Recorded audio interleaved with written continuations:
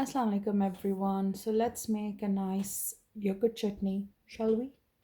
So first I'm adding some green chilies, some mint and fresh coriander, one tomato, ginger garlic paste, half lemon, some salt, about 2 tablespoons of yogurt. Now blend them all together. So now after blending, it should look something like this.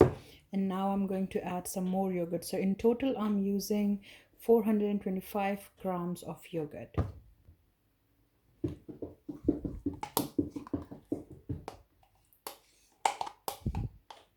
Now mix everything well.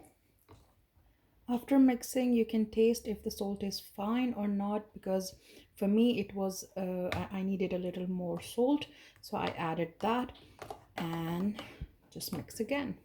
And here we are, mint chutney or yogurt chutney, whatever you are gonna call it, is ready.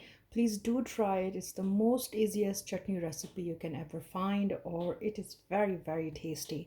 So let me know if you try it. You can have it with your pakoda or any snacks that you have.